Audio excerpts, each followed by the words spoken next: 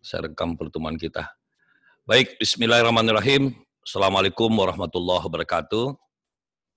Alhamdulillahirrabbilalamin.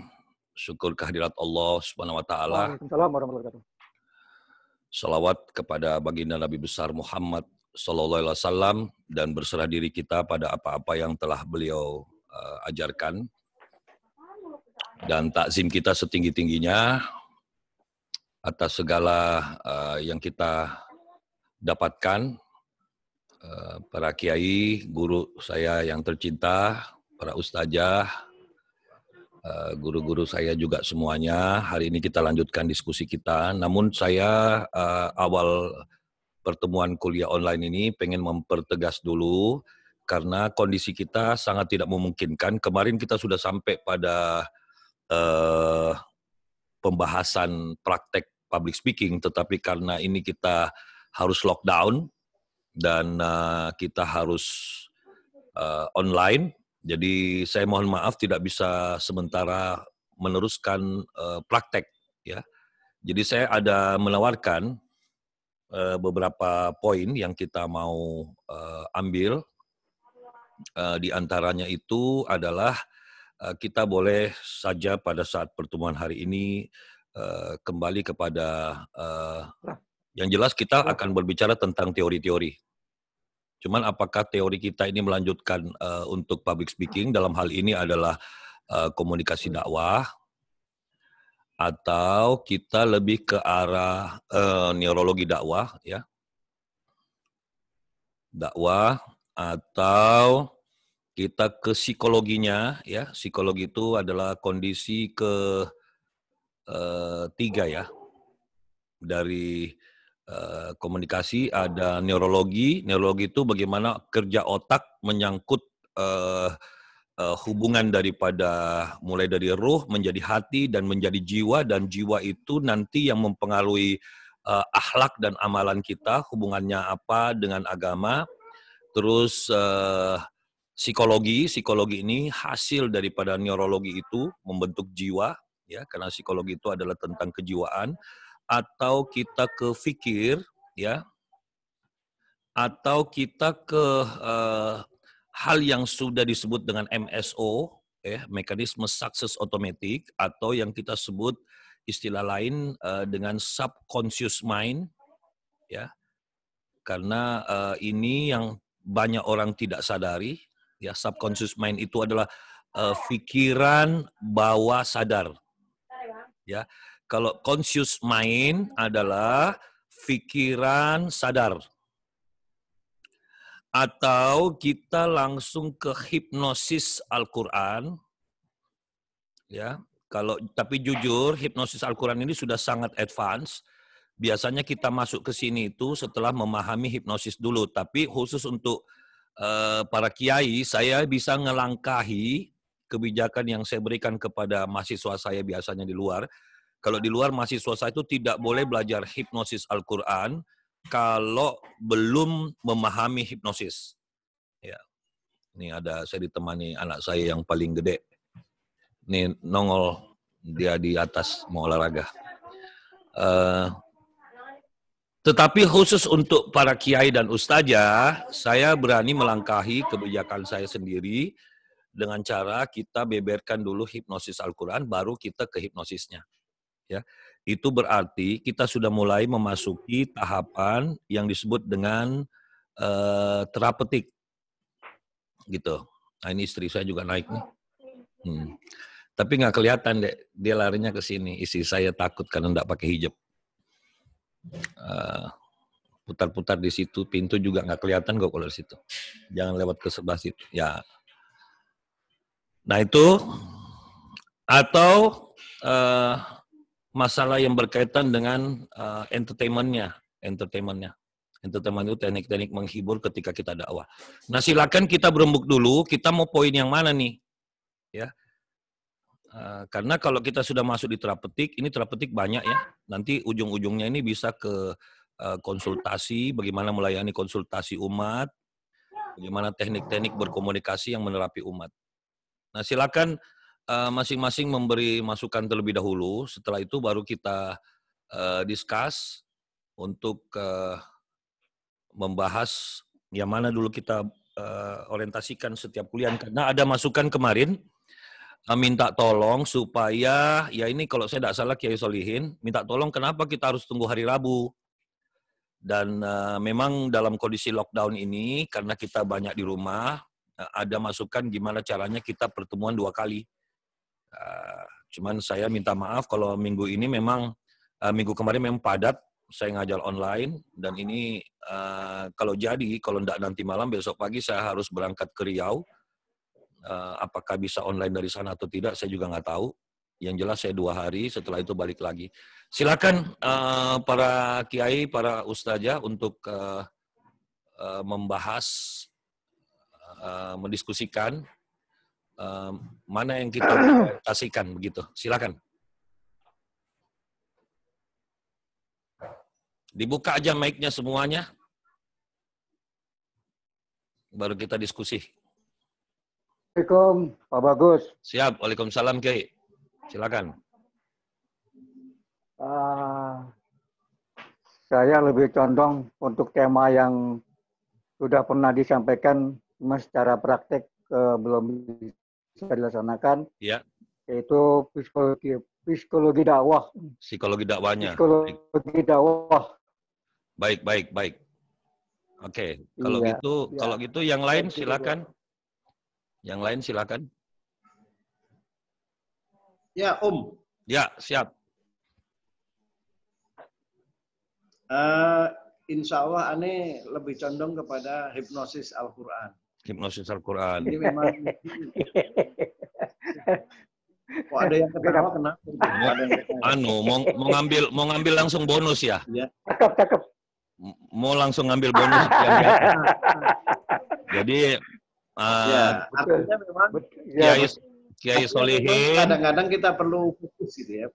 Kiai Solihin itu kepada apa tadi, psikologi ya, psikologi dakwah, kejiwaannya. Terus tadi siapa itu, Kiai Farurozi ya, betul. Farurozi yang psikologi dakwah itu. Oke. Oh ini. Kalau Kiai Solihin berarti Kiai Solihin yang ini, hipnosis Al-Quran ya. Kalau ini berarti Kiai Farurozi. Terus ada lagi, silakan. Silakan Kiai lagi. Ada lagi? Ustadz Hadi kali itu, Ustadz Hadi. Sorry. Baru ikut nih, sorry. Siap. Tadi lapar makan dulu. Ya. Jadi silakan diputuskan yang mana dulu nih kita pakai. Saya ngikut aja yang mana aja. Gitu ya, Kiai. Mewakili yang lain udah hipnosis aja dulu biar ada. Karena kalau kita masuk ke psikologi dakwahnya, itu kan kita butuh praktek. Kali-kali yang lain mau bicara, silakan. Ini saya buka aja semua mic-nya dulu. Karena baru 3 kali sesi. Saya lihat dulu ininya, pesertanya. Karena bagus. ya, satu-satu. Ini Ibu Ustazah Endah Nina, silakan. Tapi ini kok gambarnya hilang-hilang semua ya? Halo? Ya. Kedengeran nggak? Kedengaran, Bun. Iya. Kalau saya sih lebih ke melanjutkan materi yang kemarin. Apa itu? Itu penasaran dengan praktek. Yang praktek itu. Nah, kalau praktek, Bun, tadi saya sudah sampaikan, yang namanya praktek public speaking, untuk sementara ini kita tidak bisa teruskan, dikarenakan kondisi kita kuliahnya online. Gitu. Oke. Jadi saya sulit mengamati dengan langsung dan memberi contoh, karena saya harus bergerak. Begitu. Jadi makanya tadi saya tawarkan dengan sangat terpaksa. Kita harus melakukan jumping gitu. Silakan kalau ada lagi. Oke, sorry nggak ngikutin. Nggak apa-apa, Bun. Kalau memang jadi saya ikut saja karena baru 3 kali sesi. Ya, kalau memang sudah diputuskan, ini ada dua psikologi dakwah Dan yang kedua adalah bagaimana kita memahami yang disebut dengan hipnosis Quran, tapi jeleknya kalau kita sudah ke hipnosis Quran, biasanya kita langsung lanjut ke hipnosisnya. Dan kalau kita menantang hipnosis Quran, maka saya mohon maaf, pasti perkuliahan kita akan semakin panjang. Gitu. Oh ya udahlah, berarti Om Bagus yang paling tahu deh. Psikologi dakwah aja dulu, iya. Gitu ya. Atau kalau misalnya ini saya tawarkan karena begini, ini kok pesertanya timbul tenggelam, terus gambar-gambarnya nggak ada nih. Apakah sengaja mematikan kamera atau apa? Ini kok jadi tidak ada gambar sama sekali yang saya lihat. Tapi kalau gambar di saya ada gambar nih. Ya, tapi Bu Ustazah di sini tidak ada gambarnya. Kiai Salahuddin tidak ada, semua tidak ada gambar ini. Oh. Ya. Ini komplit tuh. Om, gambar saya ada, Om. Ya, kalau gambar saya kelihatan tidak apa-apa kalau gitu. Tapi saya yang kasihan kayak Ya, Mohan ada, Bu. sendiri. Saya Pak bisa. Bagus ada, Pak Bagus. Ya, tidak apa-apa kalau gitu. Jadi sekali lagi saya ulangi, nggak apa-apa kalau gitu. Yang penting gambar saya kelihatan. Kalaupun nanti saya tidak melihat di sini, saya mungkin ada sinyal yang terkirim yang kurang bagus. Padahal saya ini langsung direct pakai kabelan, bukan pakai WiFi. Baik, kalau gitu saya langsung start saja. Saya putuskan untuk sementara kita masuk ke materi hipnosis Al-Quran, ya.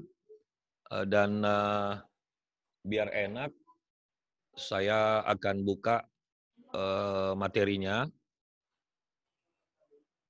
Cuman nanti kalau saya menjelaskan ini, tolong jangan berganti-ganti pesertanya, karena ini adalah ilmu yang kalau didengarkan setengah, akan jadi problem. Begitu. Sebentar, saya buka materinya dulu. Harap sabar.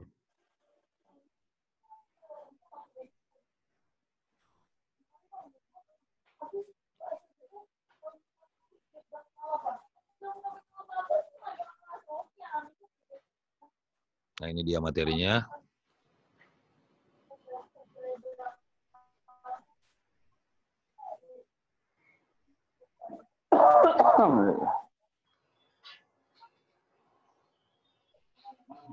Mohon bantuan biar saya tidak ini, masing-masing kita untuk meng-off-kan mic biar tidak berisik di sini. Baik, Bapak Ibu para kiai ustazah yang dirahmati Allah Subhanahu wa taala, apa yang saya sampaikan ini boleh masuk dalam ranahnya penafsiran. Ya, boleh jadi ini adalah sebuah tafsir. Jadi saya berkesimpulan bahwa Al-Qur'an itu adalah sebuah petunjuk yang siapa-siapa saja yang tidak melakukan proses yang dimaksud dengan menghipnosis diri dengan Al-Quran, maka agak sulit dia untuk memahami. Jadi Al-Quran itu adalah petunjuk, tetapi karena ini adalah kitab suci, banyak orang lupa kalau dia pengen membaca Al-Quran, atau dalam istilah kita ngaji, itu harus menyamakan dulu frekuensi. Dia juga harus suci. Karena kalau tidak, dia tidak bisa mendapatkan hakikat. Ya, ini ada yang disebut dengan hakikat. Di sini manusianya, ketika hakikat itu datang pada manusia, manusia akan berada pada kondisi yang disebut dengan paham. Nah, paham ini bukan hanya kerja otak, tetapi disebut paham itu kalau sudah mengamalkan dengan sungguh-sungguh dan dia istiqomah. Jadi seseorang disebut paham itu bukan yang sementara ini kita pahami, yang namanya ngerti. Ya, itu salah. Kalau saya bilang standar kita sudah bukan ngerti lagi. Misalnya kita mulut masih kasar, saya pikir itu tidak paham Al-Quran. Kalau ada orang masih cepat tersinggung, saya pikir dia tidak paham Al-Quran. Kalau ada orang masih pelit, dia tidak paham Al-Quran.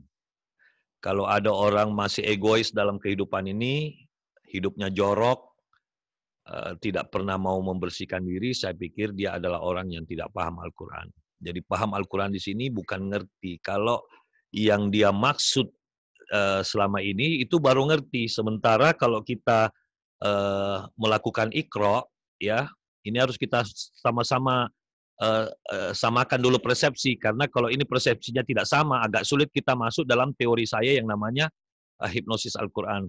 Jadi kita sama-sama harus sepakat dulu kalau Iqra itu bukan baca ya. Kita sama-sama dulu pahami Iqra itu adalah ngaji. Jadi kalau dikatakan Iqra bismi rabbikal ladzi khalaq, itu kalau saya lebih mengartikannya ngajilah dengan nama Tuhanmu. Gitu. Ngajilah dengan nama Tuhanmu. Nah, kalau begitu Om Bagus, menurut pemahaman supaya kita ini bisa enak membahas hipnosis Quran, kita harus lacak dulu apa saja yang merupakan proses ngaji. Ngaji adalah diawali dengan baca. Setelah itu baca dilanjutkan dengan memikirkan. Setelah pikir, kita ngerti. Ngerti inilah yang mulai kita berhadapan dengan alam semesta. Ini alam semesta. Nah, untuk menembus ini, itu banyak ujian. Karena apa? Karena Al-Quran sudah mengingatkan kita bahwa kadang-kadang kita pikir kita ini sudah ngerti, tapi kita bilang, loh kok saya masih banyak ujian Om Bagus. Hidup saya ini kok masih banyak ujian. Itulah saya bilang dia tidak paham. Orang-orang yang ngerti, lalu dia menghidupkan pengertiannya itu, maka dia masuk dalam golongan orang-orang yang beriman. Nah, reseknya Al-Quran itu, ini mohon maaf ya, saya pakai istilah resek. Ya, untuk hal sekedar wacana kata. Reseknya adalah, di dalam Al-Quran dikatakan, Allah mengatakan, emangnya aku biarkan orang-orang yang beriman itu, dia mengatakan, aku sudah beriman, lalu tidak diuji lagi? Nah, jadi ini awalnya. Jadi ngerti, menuju ke paham, itu melewati ujian. Jadi kalau ada orang ngerti, dia sudah mengatakan, saya beriman ya Allah, saya mengerti ini semua. Maka Allah bilang, oke, kalau gitu siapkan lembar jawabanmu, aku akan memberikanmu soal. Diberilah istri yang rese. Diberilah anak yang rese. Diberilah kondisi umat yang rese, jamaah yang rese. Diberilah cara cari uang yang rese. Diberilah penyakit, diberilah macam-macam. Supaya apa? Supaya dia tetap mau menembus ujian ini, ya, untuk mengamalkan apa yang diperintahkan oleh ujian. Setelah diamalkan, baru dia masuk dalam kondisi paham. Jadi kalau disuruh sabar, dia tidak mau sabar, ya bukan orang paham. Dia bilang, sabar, sabar. Ini kondisi corona begini, sabar. Nah ini, saya bilang, karena dia ketika menghadapi tantangan ujian, dia nggak lulus. Hanya orang-orang yang lulus yang paham. Saya lanjutkan. Jadi, setelah dia melewati proses ujian, dia baru paham pertama. Paham pertama. Jangan GR. Orang yang paham pertama itu, dia akan menghadapi 2 lapis. Di sini. Ketika dia akan tembus lagi, dia diuji lagi. Ini ujian tingkat 2. Nah, kita aja sekolah ada TK, SMP, TK, SD, SMP, SMA, S1, S2, S3, profesor. Profesor pun masih diuji. Nah, begitu. Nah, setelah kita amalkan, Baru kita disebut paham level 1. Paham level 2 harus lulus lagi ujian. Nah, ujiannya bagaimana? Untuk menembus ini semua, ya, untuk menembus ini semua, kita disuruh oleh Allah untuk memasuki sebuah ikhtiar tambahan. Ikhtiar tambahannya itu disebut dengan melakukan introspeksi. Makanya ada yang di agama kita namanya muhasabah.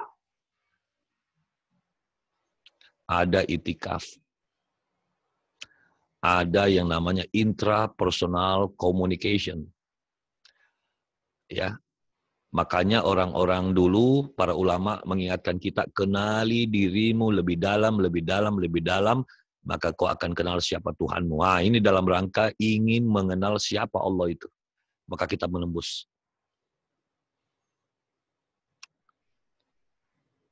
Dengan cara apa itu, Om?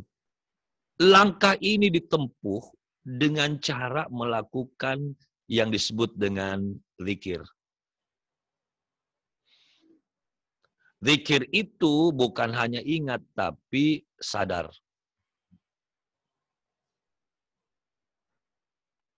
Kalau hanya zikir diartikan ingat, makanya untuk sementara ini di kelas kita ini, jangan kita mengartikan translate bahasa Arab ke Indonesia sebagaimana yang ada. Tidak boleh, sudah kita harus pindah ke pemahaman yang lebih dalam, lebih hakiki terhadap makna. Karena kalau selama ini kita hanya mengatakan, ikro itu baca, kolbu itu hati, zikir itu ingat. Waduh, agak sulit kita masuk dalam hipnosis Quran. Karena hipnosis itu tidak bisa kita masuk kalau kita tidak menggunakan jalan filsafat. Maka mohon maaf, agak-agak jelimet kita harus mengorek pola pikir kita. Bukan saya mengatakan bahwa saya ahli fikir, bukan. Bukan saya mengatakan saya ajak berfilsafat, tidak. Tapi filsafat salah satu jalan untuk menuju ke sana. Ya. Oke. Setelah kita melakukan zikir, tapi ingat ya, zikir itu kadang-kadang juga disalahpahami oleh umat kita. Akhirnya dia datanglah ke kiai. Kiai, minta tolong, minta dong amalannya. Padahal kita sama-sama pikir, amalan itu apa, Kiai? Amalan itu adalah sesuatu yang kita perbuat.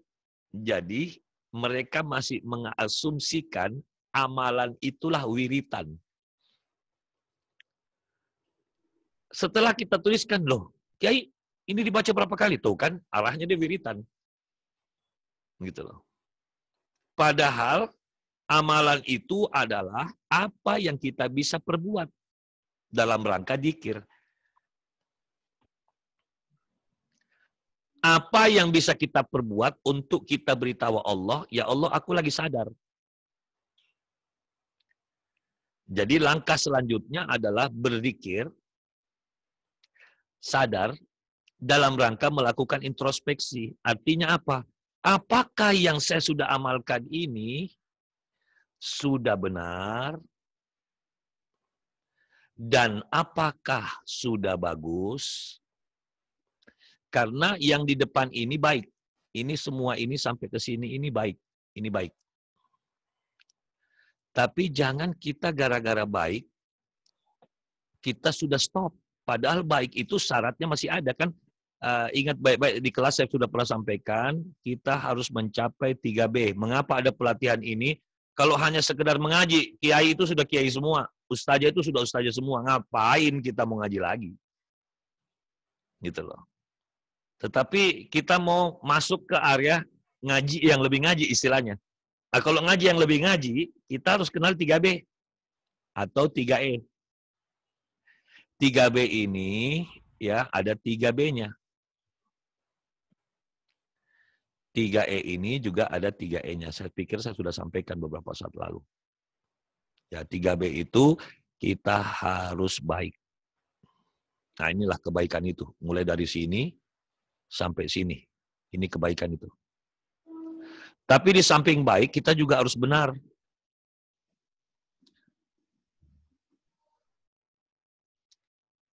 Tapi kalau sudah benar, kita juga harus bagus. Nah, Rasulullah itu ini ilmunya. Rasul itu sampai bagus. Makanya sampai musuhnya pun takjub. Nah, kembali lagi dalam bahasa kita kuliah-kuliah perdana, kita jangankan musuh. Sahabat aja kadang-kadang mengatakan kita tuh rese. Nah, 3E itu, E yang pertama itu sama kadarnya dengan baik. Tapi E yang pertama itu kita beri nama etika. E yang kedua itu sama dengan benar, yaitu etiket. Dan E yang terakhir itu sama dengan bagus, estetika. Semoga sampai sini bisa dipahami. Saya lanjutkan. Setelah kita kembali di sini ya, kembali di atas. Setelah kita melakukan proses zikir sadar dalam rangka melakukan intrapersonal communication, yaitu melakukan introspeksi diri, karena tidak bisa seseorang disebut zikir kalau dia tidak melakukan introspeksi diri setiap detik. Karena tidak ada sebuah perbuatan yang tidak ada ganjarannya. Jadi kapan Allah kasih waktu, kasih masa untuk kita tidak melakukan amal soleh, maka kita tidak dianggap sedang sadar. Berarti tidak zikir. Kenapa dia tidak zikir? Dia tidak melakukan introspeksi, tidak muhasabah, tidak itikaf, tidak melakukan kontrol diri, tidak melakukan mengenali diri. Nah, prosesnya itu selalu bermuara pada pertanyaan, apakah perbuatan saya ini sudah bagus dan benar? Kalau iya, berarti tugas kita selanjutnya adalah menjalankan proses peningkatan. Nah, disinilah letak yang disebut dengan makrifat. Makrifat itu walaupun dia sedikit, tapi dia naik terus. Ya, tidak boleh monoton. Kalau monoton itu tidak bisa disebut makrifat. Bapak Ibu sekalian ingat-ingat khususnya para guru dan dosen. Kita ingat waktu kita dulu SMA yang boleh ikut PMDK. Ya, ada istilah dulu PMDK, yaitu anak SMA yang boleh masuk perguruan tinggi tanpa tes, dia lewat jalur undangan. Itu dilihat nilainya dari semester 1, ya, dilihat nilainya dari semester 1 waktu dia SMA. Ya. Apakah dari kelas 1 semester 1 dia naik, atau catuwulan pertama dia naik, cawu 2 naik, atau semester 1 naik, semester 2 naik, semester 3 naik, semester 4 naik, semester 5 dia naik, ini yang bisa berpeluang dapat PMDK. Tidak boleh misalnya gini, semester 1 rata-rata sudah 8, waduh setengah mati tuh. Habis itu, naik semester 2 rata-rata 9, udah setengah mati tuh. Dia mau naik lagi. Terpaksa dia monoton. Mungkin semester 4 dia turun, nggak bisa itu. Yang bisa mendapatkan fasilitas untuk PMDK adalah dia naik, misalnya start dari 7,8, semester 2 7,9, semester 3 dia 8, semester 4 8,4, semester 5 8,9, semester 6 dia 9, langsung dapat. Diambil sama UI, diambil sama Unhas, diambil ITB, ya. Karena apa? Itulah yang disebut dengan makrifat. Makrifat. Makrifat itu naik terus, naik terus. Tapi kalau dia naik terus tiba-tiba turun, nah itu bukan makrifat, itu namanya ma'erot. Gitu. Ya, semoga bisa dibedakan mana makrifat, mana ma'erot. Oke, saya lanjutkan. Jadi, kiai, para ujajah yang dirahmati Allah, kita harus memprepare diri kita, apakah kita ini sudah masuk ke alamnya peningkatan. Kalau sudah masuk di peningkatan, ya sudah masuk di peningkatan, ya kita sudah insya Allah mendekati ma'rifat. Nah, tugas kita di sini adalah mengistiqomahkan. Istiqomah. Tapi kalau kita waktu introspeksi diri, ternyata kita tahu ada yang salah. Ada yang tidak benar dari perlakuan kita. Maka bersegera untuk tobat. Lalu setelah tobat, kita tingkatkan lagi, kita perbaiki lagi. Kalau sudah kembali ke sini, ini jalan selanjutnya. Ini sebenarnya ujungnya. Jadi hipnosis Quran adalah suatu langkah untuk mengontrol ini proses semua ini. Mengontrol sampai ke sini. Ini.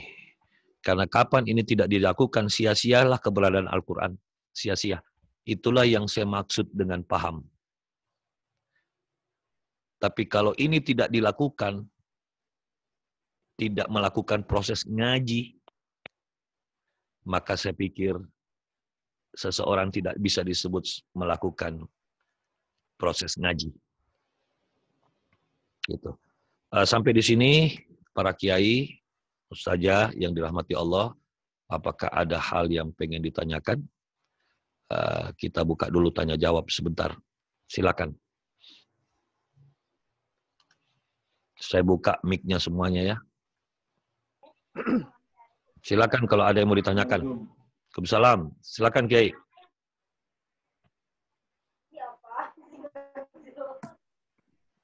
Silakan Kiai. Langsung tanya.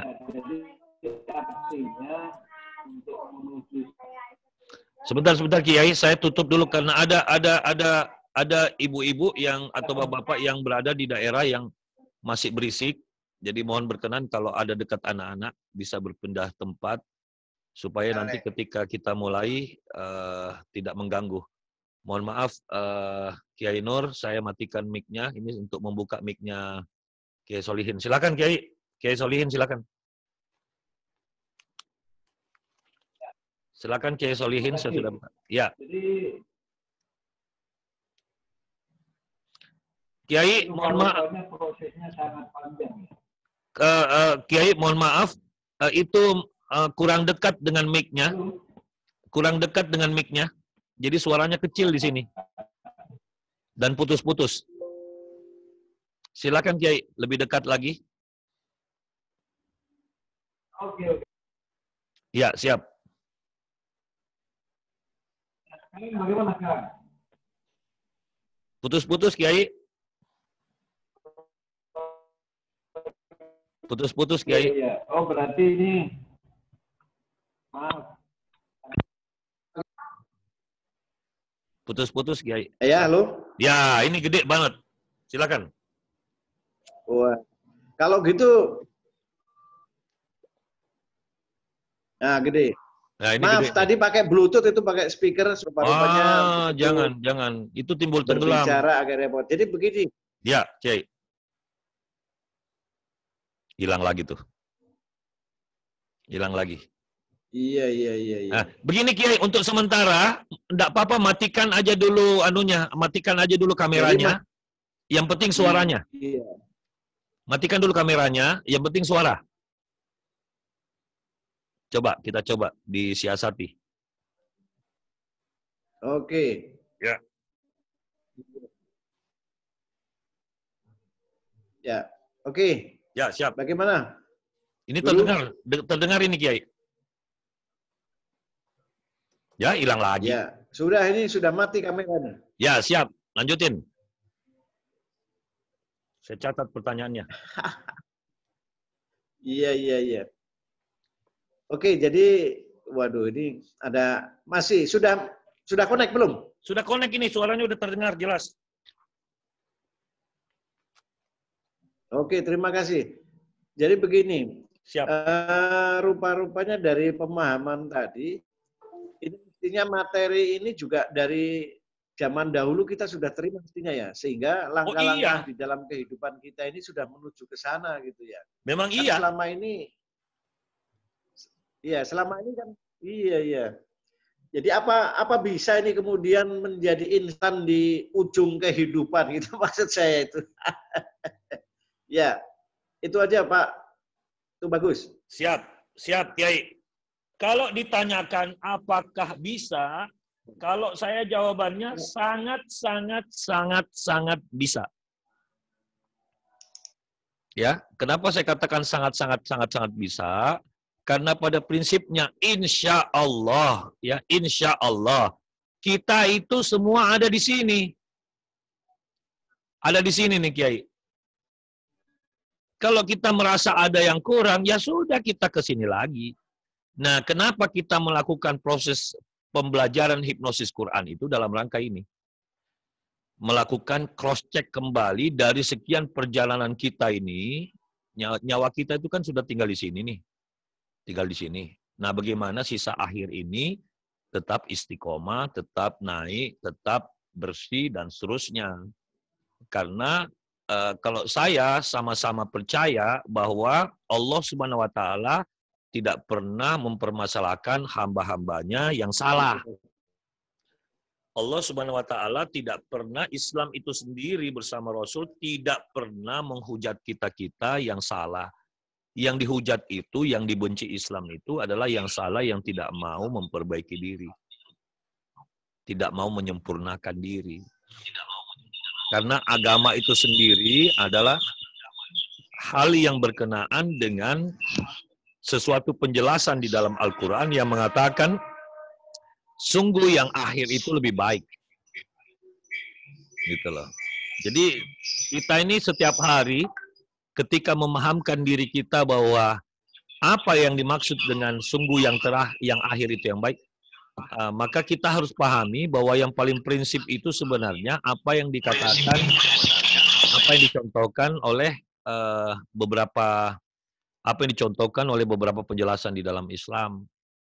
Mari kita lihat bagaimana pelacur yang gara-gara minumkan air pakai sepatunya kepada anjing kok bisa masuk surga. Akhir yang baik. Ya. Dan kita juga sama-sama mendengar istilah anekdot bunyinya ada mantan preman, ada mantan kiai.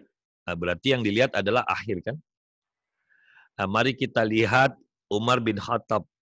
Siapa dia dulunya? Kok tiba-tiba bisa makrifat? Gitu loh. Dan seterusnya. Jadi kalau ditanyakan, Om Bagus, kira-kira ini di perjalanan kita ini di akhir-akhir bisa? Saya katakan bukan bisa. Sangat bisa. Sangat bisa. Karena Allah masih selalu membuat. Nah, keterangan tambahan yang Rasulullah sampaikan adalah kita diingatkan terus untuk selalu melakukan perbaikan-perbaikan dalam hidup kita. Yaitu dalam menghidupkan satu proses berpikir introspeksi yang terbaik, bunyinya seperti ini. Kalau kita sedang berpikir untuk mencari nafkah, Rasul perintahkan kita mendesain ikhtiar seakan-akan kita akan hidup 1000 tahun lagi. Saya ulangi lagi, kalau kita sedang berpikir merancang cara mencari rizki Allah, Rasul perintahkan kita seakan-akan kita pengen cari harta untuk hidup 1000 tahun lagi. Tapi kalau kita sedang merancang ikhtiar untuk perbaikan diri, untuk ibadah, kata Rasul, rancanglah seakan-akan kau akan mati besok. Jadi jangan kalau urusan ibadah kita bilang nanti aja lah gampang. Ini kita mumpung masih muda. Itu benci itu Allah. Benci itu Allah. Nah, tapi kalau kita sadar seperti ini, bahkan ada pertanyaan, Om Bagus, apakah waktunya cukup ini? Ya sudah kan urusan ibadah diperintahkan. Sudah seakan-akan besok kita akan mati, maka ini hari kita genjot. Karena enaknya kalau menurut saya, mohon maaf nih kiai-kiai semuanya bukan menggurui, tapi kalau menurut pandangan saya, ya proses perjalanan kehidupan dalam ibadah itu seperti ini. Ini bonus dari Allah. Ini saya gambar di sini aja, saya takut. Misalnya kita lihat nih perubahan. Bahwa yang disebut dengan kolbun salim itu di sini, misalnya ya. Misalnya nih. Lalu kita dosanya di sini ada 8 juta.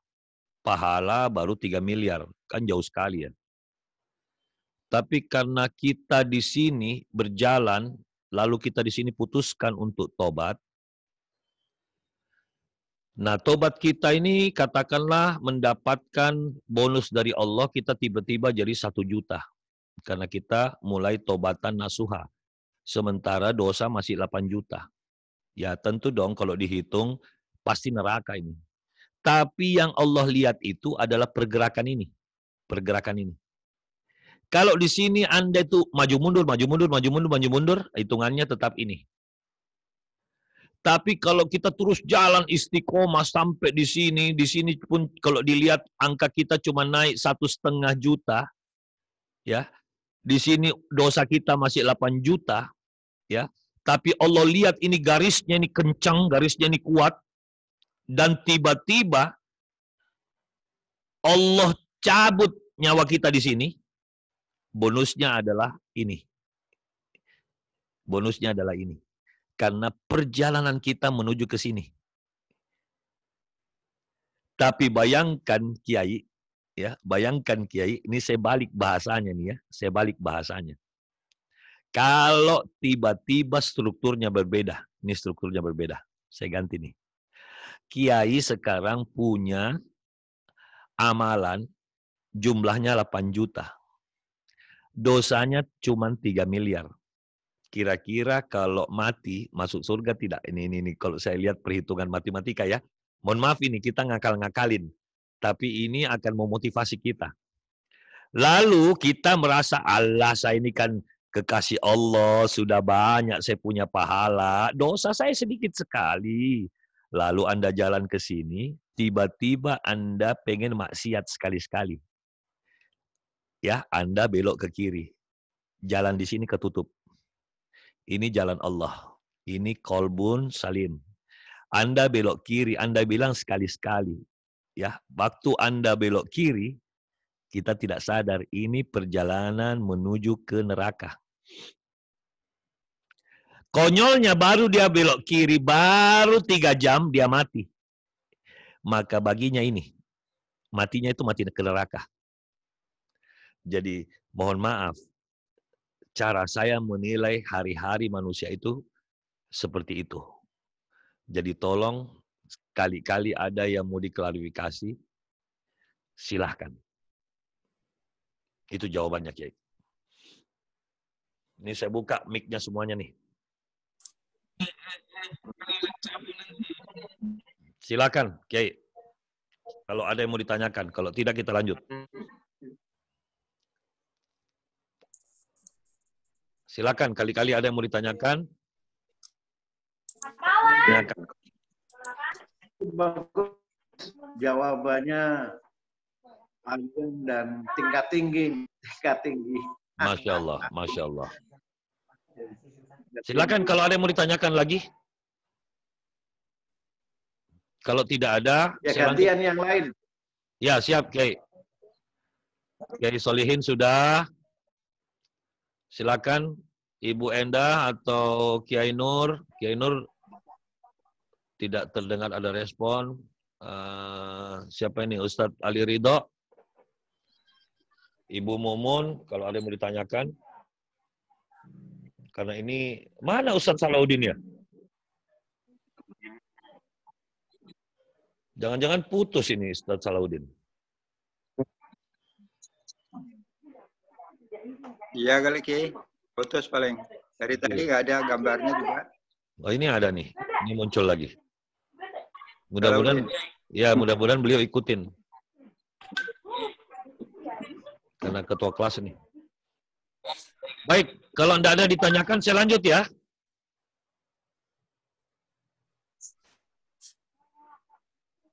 Lanjut Pak Bagus. Siap, kita lanjut ya. Kita lanjut. Kalau lanjut, saya matikan mic-nya ya. Oke, saya lanjutkan. Jadi, kita kembali ke pembahasan tadi. Kita sudah sampai di menjelaskan hakikat daripada mengapa kita harus mempelajari hipnosis Al-Quran. Sekarang kita pindah. Saya sudah save ini. Kita hapus dulu papannya. Sekarang kita lanjutkan. Nah, dikarenakan tadi Al-Quran adalah kitab suci, tugas kita supaya bisa mendapatkan pemahaman setinggi-tingginya harus kita tinggikan. Kita punya kesucian. Karena kalau tidak bisa. Saya harus mengulangi lagi, ya. Saya harus mengulangi lagi. Saya takut kiai-kiai banyak yang tidak hadir pada saat itu tentang sebuah teori yang saya buat.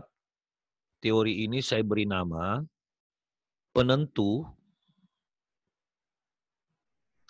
datangnya hikmah ketika kita ngaji.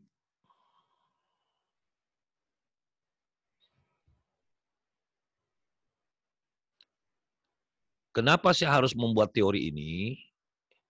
Karena selama ini kata ngaji ini banyak disalahpahami oleh umat.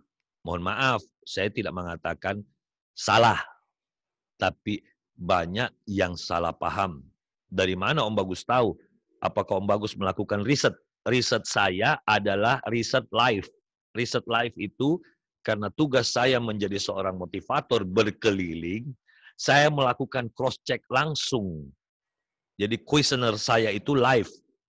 Lalu saya rekam hasilnya, variabel-variabel itu di otak saya. Karena saya bukan riset di LIPI, maka saya tidak membuat riset itu dalam bentuk tertulis, tetapi live dalam kehidupan saya. Karena saya membuka laboratorium manusia, itulah KAFI. Jadi KAFI itu adalah laboratorium riset saya terhadap manusia. Makanya saya ngaji, saya cari tanda-tanda kekuasaan Allah di situ. Ya.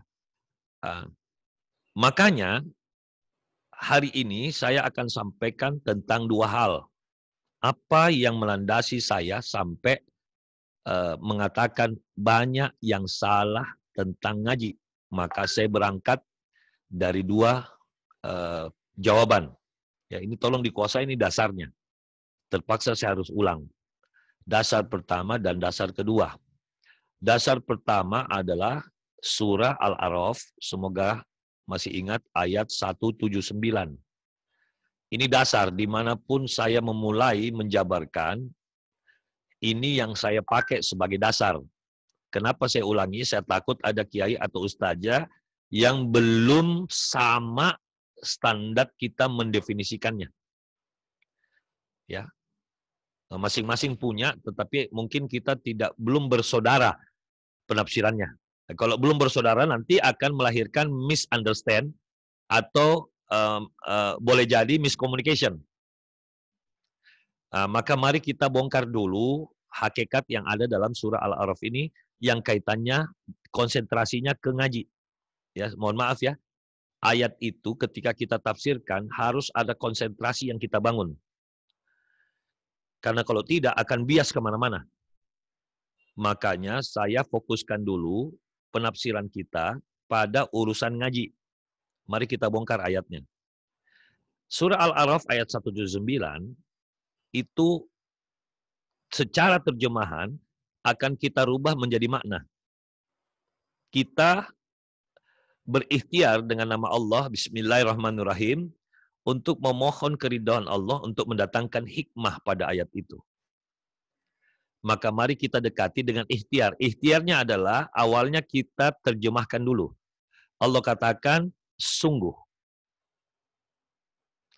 Kalau Allah sudah menggunakan kata sungguh, ini tolong penafsiran saya adalah Allah sedang berucap attention, please, ya, attention, please, mohon perhatian, gitu. Attention voice, attention please, mohon perhatian.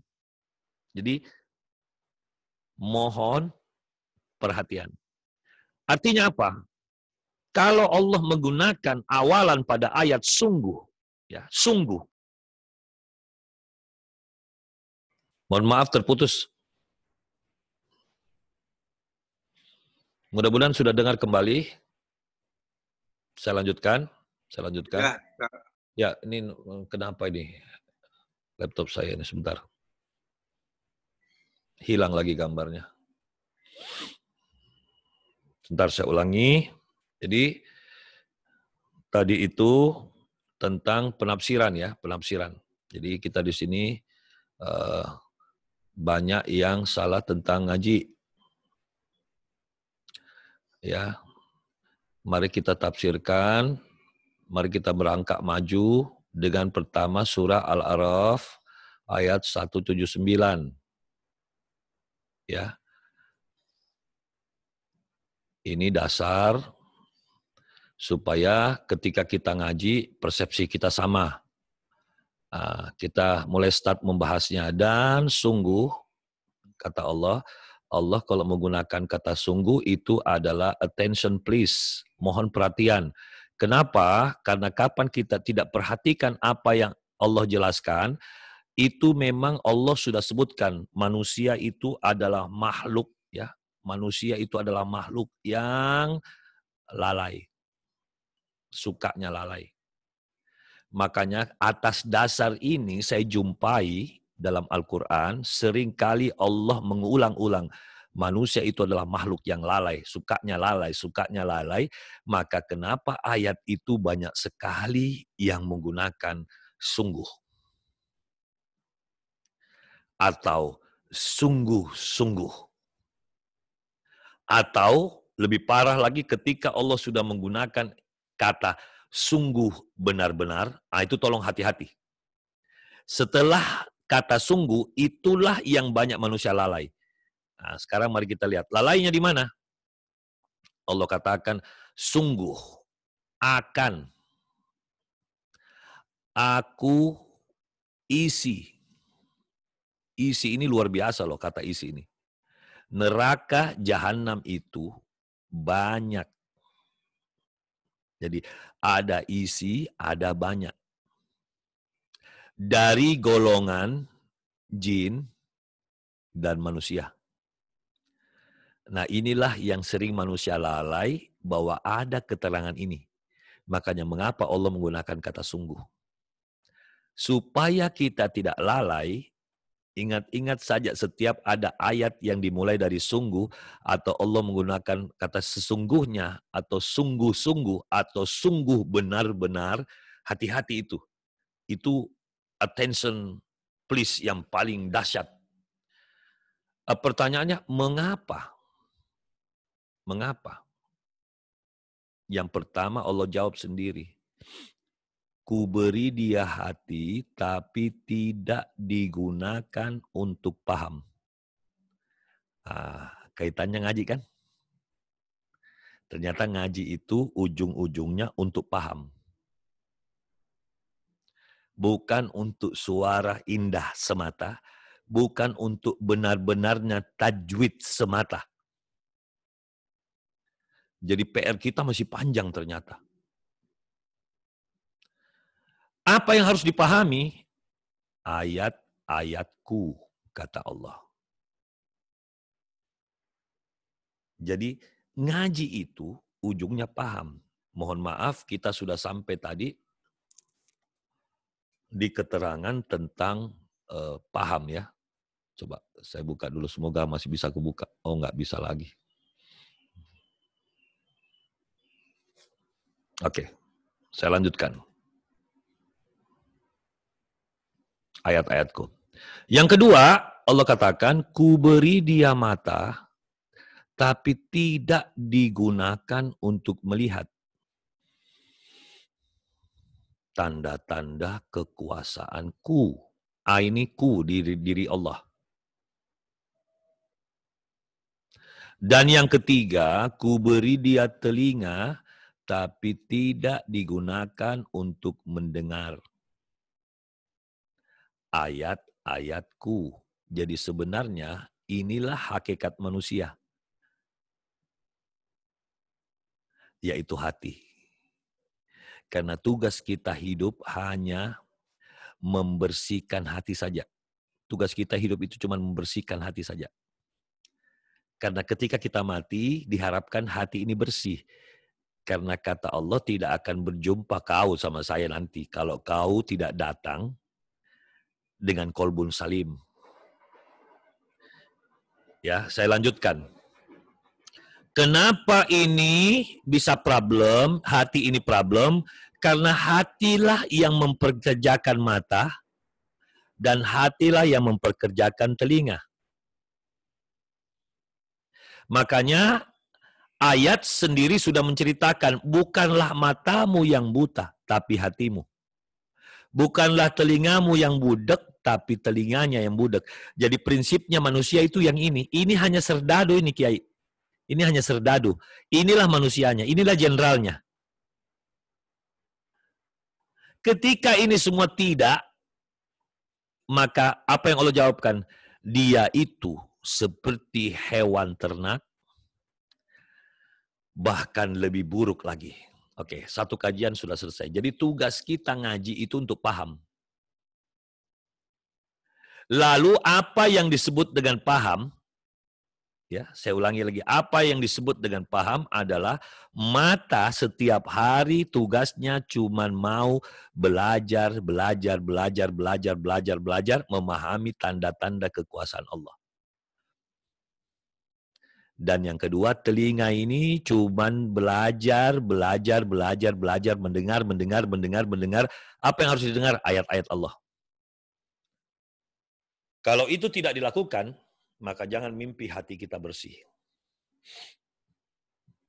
Itu kaidah yang terdapat di dalam surah Al-A'raf ayat 179. Disalahpahami, salah kehidupan kita. Tidak bisa disebut kita itu sudah ngaji kalau belum melakukan itu. Apa itu melihat tanda-tanda kekuasaan Allah, Om? Tanda-tanda kekuasaan Allah ini kalau tidak ditafsirkan, kita hang. Apa itu tanda-tanda kekuasaan Allah? Kenapa dikatakan tidakkah kau lihat langit kubentangkan tanpa tiang? Tidakkah kau lihat bagaimana aku menciptakan onta? Dan seterusnya. Jadi ternyata yang dimaksud dengan mata melihat tanda-tanda kekuasaan Allah itu kalau dalam bahasa Jerman namanya Sinau. Orang Jawa bisa paham itu. Apa artinya Sinau? Belajar. Itulah belajar. Belajar apa? Kita tidak bisa disebut ngaji kalau tidak belajar matematika, biologi, kimia, fisika, geologi, astronomi, psikologi, komunikasi, politik, bla bla bla bla bla bla bla. Lucunya kalau kita sudah paham ini semua, kita itu gampang sekali paham apa yang Allah maksud di sini. Jadi salah sekali kalau kita hidup hanya baca Al-Quran yang tersurat. Ini yang tersurat. Surat. Ini yang tersurat. Ini yang tersirat. Makanya dikatakan setelah engkau sholat, bertaburanlah kau di muka bumi. Bertaburan ini kita disuruh mencari tanda-tanda kekuasaan Allah. Oh iya ya, kenapa ada orang sifatnya begini ya? Ketemu lagi tanda-tanda kekuasaan Allah. Ya Allah, kenapa ada corona? Oh, corona itu tanda-tanda kekuasaan Allah. Karena satu dunia ini kita lupa diri, satu dunia Allah kasih corona. Karena dengan adanya corona kita semakin faham fa inna ma'al usri usra, inna ma'al usri usra. Coba Ustazah Mumun, kalau tidak ada corona, kira-kira belajar nggak kita kuliah online? Nggak ada. Kiai Solihin, saya, Ibu Endah Nina, itu sampai manggil anaknya ngajari. Itu gara-gara corona itu. Kalau tidak ada corona, dia nggak belajar itu. Gitu. Jadi ternyata kiai-kiai disuruh sinau. Ustazah itu disuruh sinau semua. Karena selama ini kita tidak paham. Itu hal yang berkenaan dengan rumus pertama. Rumus kedua, ya, rumus pertama saya sudah jelaskan ini ya. Tapi kalau misalnya ada yang bertanyakan, biar saya tidak ngomong terus, ini ada spasi untuk bakar rokok dan minum kopi, jadi tidak asik. Silakan Kiai, kalau ada yang mau ditanyakan, saya ngopi dulu. Oh iya, saya buka dulu mic-nya. Lupa saya.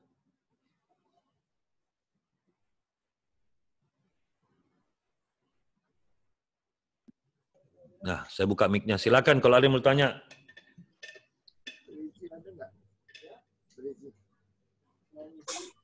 Sebutkan nama, terus bertanya, silakan.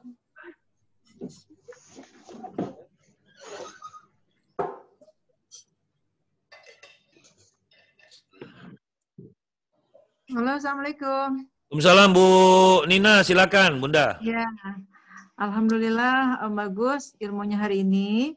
Yang ingin saya tanyakan tadi, kalau kita sudah ilmu kita ini manfaat ya, maksudnya kita sudah makrifat. Ya. Itu kan terus naik ya. Kemudian kita sudah pada taraf untuk memperbaiki diri dengan beribadah. Ya. Ukurannya ibadah itu istiqomah. Nah, sekarang, ya betul. Ya, sekarang sedangkan dalam proses istiqomah itu pasti kan ada up and down juga. Nah, gimana? Jangan dipastikan, Bun. Hah? Jangan dipastikan. Begini, untuk sementara, karena kita ini bahasanya bahasa baik, benar, dan bagus, maka Om Bagus akan cerewet ketika ada penggunaan kata yang tidak tepat.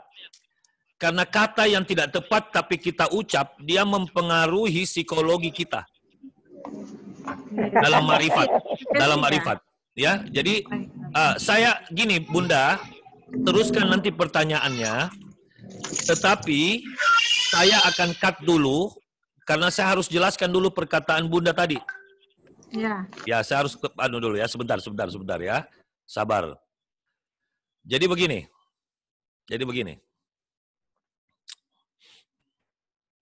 Kalau kita katakan, Om Bagus, kita sudah makrifat.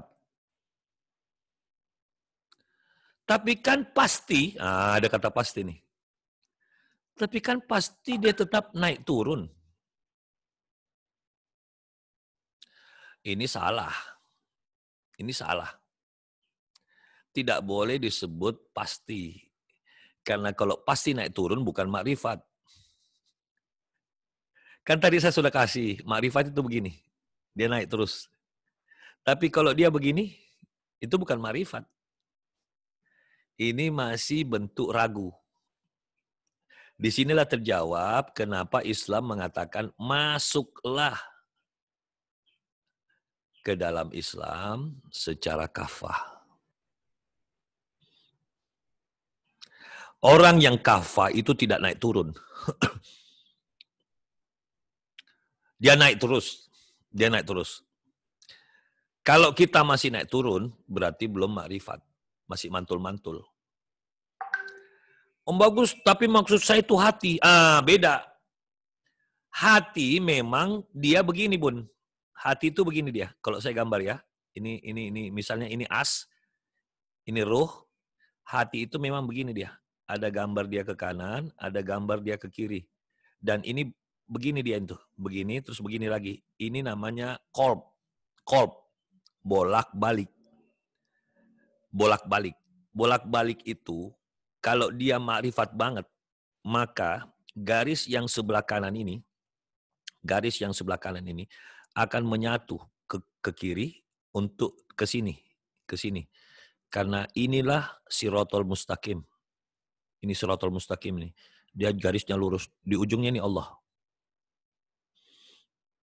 Kalau kita garis yang kiri, dia akan bergerak ke kanan. Jadi kalau saya gambar ulang begini, Bun. Sorry, itu gambarnya kurang bagus. Inilah siratal mustaqim, ujungnya itu Allah. Nah, garisnya itu begini. Jadi kolb itu begini. Ya, kolb itu begini, negatif, positif. Ini jalan Allah. Tapi ini berlebihan. Jadi yang disebut dengan kolb itu begini. Kolb itu begini. Ini kolb ini. Udah. disebutlah kolbu. Ya, disebutlah kolbu. Jadi kolbu itu berasal dari kata kolb. Sebentar ini Ustazah Dorotun ini mic-nya kebuka tapi ngomong juga kencang. Saya lanjutkan. Jadi kolbu itu berasal dari kata kolb. Insya Allah yang sudah mengerti bahasa Arab, saya ini tidak ngerti bahasa Arab, tapi karena saya mendalami, saya ketemu kata itu, saya berani mengucapkan. Jadi kolbu itu bukan sering, ya. Jadi banyak orang mengatakan, oh bagus, bukankah kolbu itu sering bolak-balik? Bukan sering. Kolbu itu berasal dari kata kolb. Kolb itu dalam bahasa Arab artinya bolak-balik. Jadi kolbu itu bukan sering, tapi memang kolbu itu bolak-balik. Karena kolbu itu bergerak. Begini dia tuh kolbu. Ya, kolbu. Tetapi orang yang makrifat, itu dia semakin bergerak ke dalam ini. Ini semakin bergerak ke sini. Karena dia akan menyatu pada tali agama yang kuat. Tali agama yang lurus disebut. Inilah tali agama itu, bukan tali yang ini. Bukan tali yang ini. Dia akan masuk ke dalam. Nah, orang yang semakin kafa ilmunya, dia tidak bergerak ke sini. Dia tidak ke sini. Kalau masih ada ke sini dan ke sini, itu belum kafa. Masih ada data belum sempurna. Tapi kalau dia sudah berpegang pada tali agama yang kuat, itulah orang yang makrifat yang tidak ada lagi. Tidak bisa ditawar dia, Bunda. Ayo yuk, ajak Bunda Nina ke sini yuk. Kadang, aduh saya sibuk. Jadi kalau tidak sibuk, nah ini. Jadi pokoknya harus melakukan yang disebut dengan watawaso bihaq, watawaso bisabar. Dia menasihati untuk menegakkan kebenaran, dan menegakkan kebenaran itu dibutuhkan kesabaran. Makanya harus ada kata di belakangnya watawaso bisabar, yaitu menasihati untuk mentetapkan. Nah, ini saya ulangi lagi, mentetapkan sabar. Karena di dalam menegakkan kebenaran itu ujian. Tadi masih ingat di gambar yang pertama, ujiannya sudah 2 garis. Kalau ujian pertama kan 1 garis, Bunda. Kalau sudah ujian 2 garis, itu harus watawaso bisabar. Saya lanjutkan. Jadi, kata pasti ini tidak boleh ada. Karena kita mengatakan pasti naik turun. Jadi sebenarnya yang disebut naik turun ini sudah bukan lagi hati, tapi hati-hati ketika ini jiwa. Kalau sudah jiwa yang naik turun, itu salah. Kalau hati yang masih bolak-balik, tidak apa-apa. Apa bedanya, Om? Apa bedanya? Ada yang bisa bantu saya untuk ini, untuk sekedar saya cross check? Ada yang bisa bantu saya enggak? Apa bedanya hati yang bolak-balik berbanding jiwa yang bolak-balik? Kalau ada yang mau berani jawab, saya senang sekali. Silakan, saya buka mic-nya. Kalau hati bolak-balik, memang hati sifatnya bolak-balik ya? Yes, terus? Kalau jiwa itu mestinya dia sudah di atas posisi itu. Yang disebut makrifat tadi. Yang nggak akan pernah bisa terpengaruh oleh apapun dan siapapun. Oke. Saya tidak mengatakan Bunda salah, tapi saya harus melengkapi karena takut disalah kaprai. Ya. Nah, untuk sementara masuk ranahnya benar. Silakan yang lain.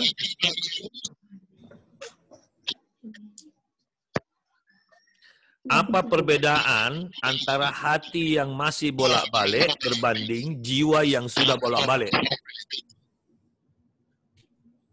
Ini 2 hal yang berbeda loh ini. Ini kalau masih disalah kaprain bahaya. Gitu. Ada yang berani menjawab? Sabunnya di luar. Sabun di depan. Silakan. Biar saya ambil napas berokok dulu. Kalau boleh, saya mau kasih masukan. Siap, Kiai, siap. Ini sebentar. Mohon izin bantu saya yang ngomong tadi siapa, biar yang lain saya matikan mic-nya.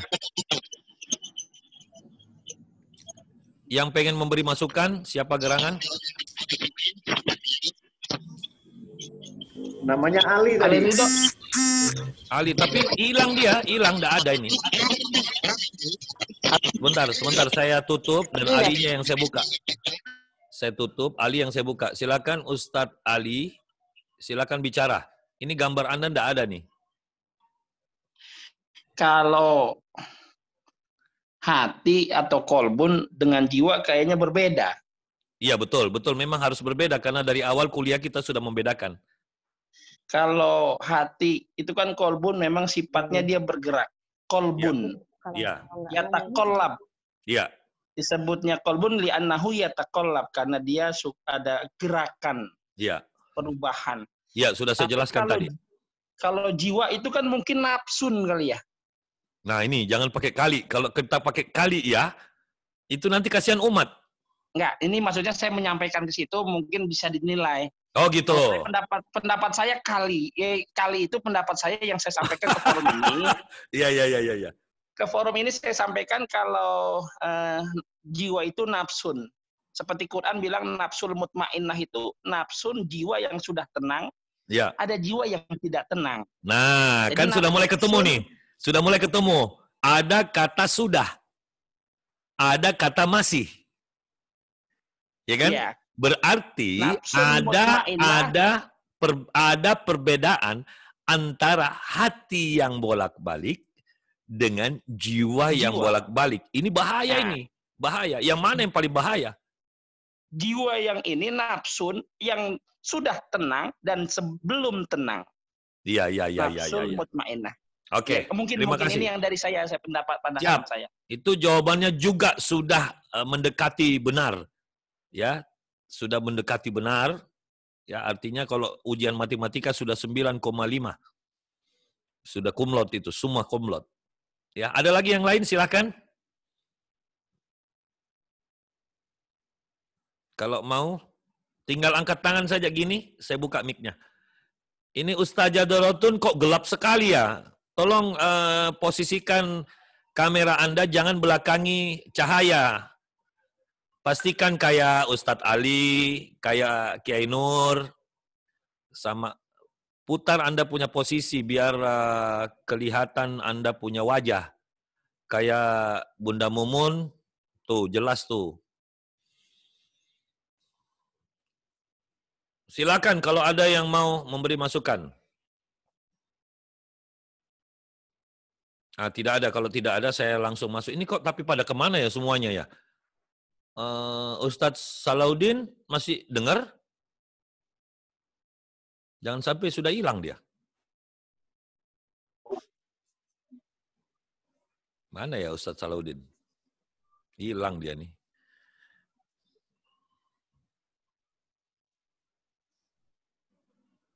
Hilang dia. Silakan Kiai Farul Rozi kalau mau bicara mungkin tangannya goyang-goyang tadi. Kalau mau bicara, ada yang mau disampaikan Kiai Farul Rozi? Ya, terima kasih. Assalamualaikum. Ya, alhamdulillah. Waalaikumsalam. Pak Bagus, siap. Saya masih tanya antara kolbu dengan fuadi. Kolbu dengan fuadi. Apa itu? Fuadi. Ya. Fuadi. Nah, pengertian saya, fuadi itu adalah hati. Dan kolbu itu jantung. Ya. Karena yang bergerak itu jantung. Ya. Nah, yang bergerak, yang setiap saat itu jantung kita yang bergerak. Oleh karena itu, yang menggerakkan ini adalah jiwa kita. Ya, siap. Jiwa kita itu selalu bisa berubah. Siap. Nah, di antara perubahan ini, ada yang sifatnya negatif, ada yang positif. Ya, siap. Tadi yang dikatakan oleh Ustaz Ali Ridho, mutmainnul jannah. Gitu kan? Siap. Nah gini, Kiai, karena ini adalah materi tentang penafsiran. Ya, kalau kita mendalami sekarang tafsir, mohon maaf bukan saya ahlinya, bukan. Saya lebih duluan merisetnya. Jadi bukan guru-guru saya ini belajar kepada saya, tapi berdiskusi. Ya, kalau kita ambil istilah lain, kita sedang melakukan mudzakarah. Ya, mudzakarah itu pesertanya semua sudah berilmu, namun menghadirkan seseorang yang sedang mendalami sesuatu untuk melakukan cross-check kebenaran berita dari Allah. Itu mudzakarah. Jadi, bukan menggurui ini. Jadi, apa kebenaran-kebenaran yang sudah kiai-kiai pelajari, itu boleh di-mix dengan penafsiran. Jadi, ada yang mengatakan memang hati itulah jantung, qalb itulah jantung karena dia bolak-balik. Gitu loh. Namun dalam penafsiran kita di sini agak berbeda. Ya. Namun saya tidak mengatakan itu salah. Ya. Hanya ketika kiai menanyakan apa bedanya qalbu sama fuadi, nah sekarang supaya kita sama-sama enak, bantu saya tentang dua hal. Yang pertama, makna hakiki kata fuadi, dan yang kedua, bantu saya pilihkan ayat di mana ada ayat yang menyebut kata fuadi, biar kita tidak melenceng jauh. Ya, bantu saya, semuanya saja boleh bantu saya. Yang pertama, karena antum lebih menguasai bahasa Arab, bantu saya terjemahan kata fuadi, itu yang pertama. Yang kedua, supaya terjemahan ini tidak melenceng jauh, bantu saya pilihkan ayat yang menggunakan kata fuadi. Oke, semuanya saja, silakan. Siapa yang mau mulai? Biar saya langsung kasih penafsirannya. Mohon maaf. Fuadi dulu deh. Arti fuadi. Jangan sampai kita pikir Fuadi ini namanya artis, Anwar Fuadi. Silakan. Ya, itu pengertian yang saya dapatkan dalam kaidah bahasa Arab. Ya. Itu memang ada perbedaan. Tapi yang umumnya, ya. Orang memakai kolbun ya hati. Ya. Nah, itu yang secara umum. Memang ya. Ini perlu penafsiran tersendiri. Ya. Dan juga kita bisa mendiskusikan dalam bentuk yang lain. Ya, betul. Kembali lagi kepada tadi, kalau tadi dibilang kolbun itu hati memang berbolak-balik. Ya. Kalau jiwa ini bisa dikatakan ada yang diberikan nafsul mutmainnah, nafsul lawamah, dan nafsul amarah. Iya. Nah, tiga ini yang bisa memberikan dorongan yang maju dan bisa dorongan yang merendahkan. Betul, betul. Kalau kita sering mohon maaf saya sambil jawab ini ya. Saya sambil jawab itu Kiai, sambil jawab apa? WA, ada penting soalnya. Ya. Jadi apa yang sudah dijelaskan tadi ya sudah benar. Mohon maaf saya sambil menjawab, ini penting soalnya. Oke. Jadi sekali lagi saya ulangi, saya butuh karena terkadang ada orang mengatakan, Om Bagus, ini sering loh Kiai, ini sering saya ditanyakan, Om Bagus apa bedanya antara kolbu dengan fuadi? Ya, makanya saya selalu bilang, bantu saya tentang dua hal. Pertama, terjemahan dalam bahasa Indonesia, fuadi itu apa? Dan yang kedua, supaya tidak melenceng jauh, bantu saya pilihkan satu ayat yang menyebut kata fuadi atau hadis, supaya kita tidak jauh melenceng dari kenapa kata ini digunakan dalam Al-Quran.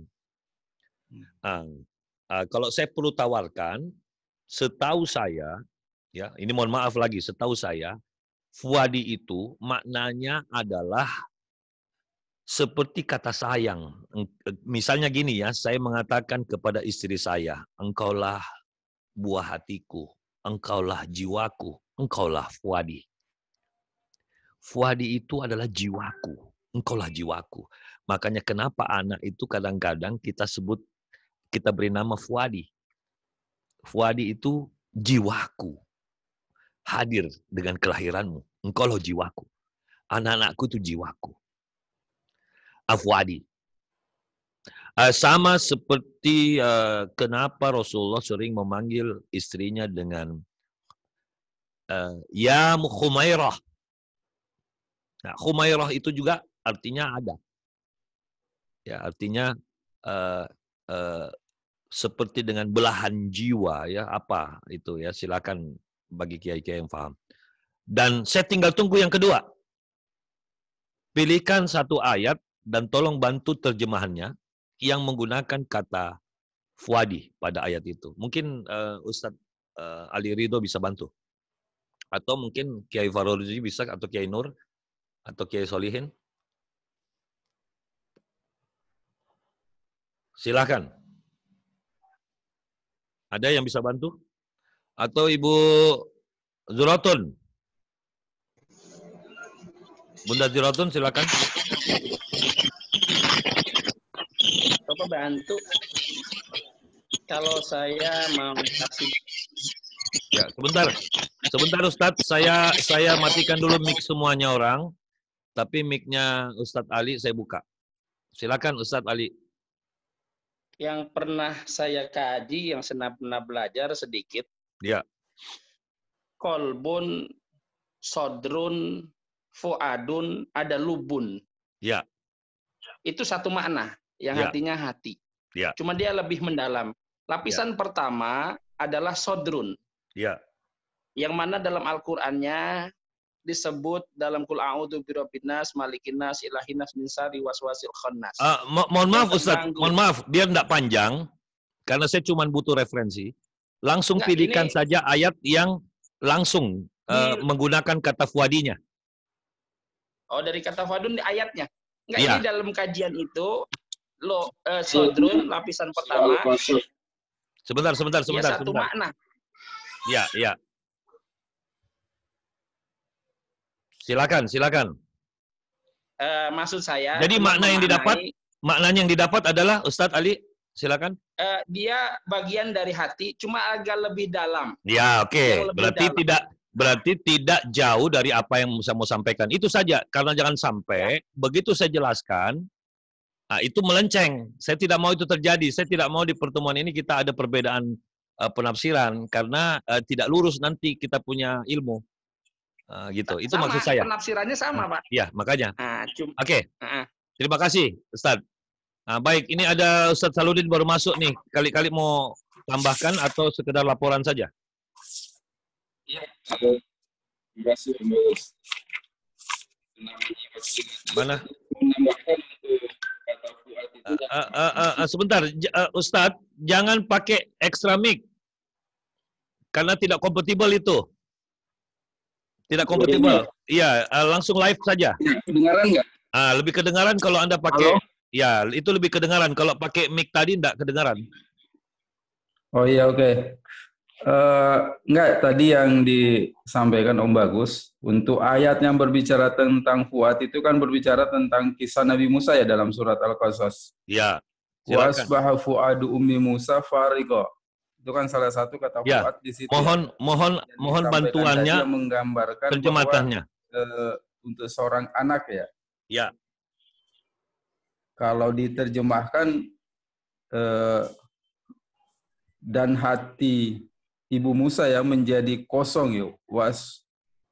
Wasbaha fuadu ummi Musa fariga, dan hati ibu Musa menjadi kosong. Mungkin itu sebagai. Jadi sudah kita dapat sekarang kan. Sekarang saya akan memasukkan kita punya penjabaran. Jadi begini, para ustadz dan ustazah yang dirahmati Allah. Jadi gini, kolbu itu adalah hati, ya. Nanti kita jabarkan dulu hati itu apa. Sementara fuadi itu adalah warna, salah satu warna. Ini ada warna. Ada kolbun salim. Nah, terus ini warna. Ini semua warna. Ya. Ini hati, ini warna. Jadi kalau ditanya apa bedanya kolbu sama fuadi, itu sama dengan apa bedanya mobil sama Fortuner. Sudah bisa dijawab ya? Kalau ditanya apa bedanya hati sama fuadi, itu sama dengan saya jawab pertanyaan yang berbeda tapi bisa menjawab.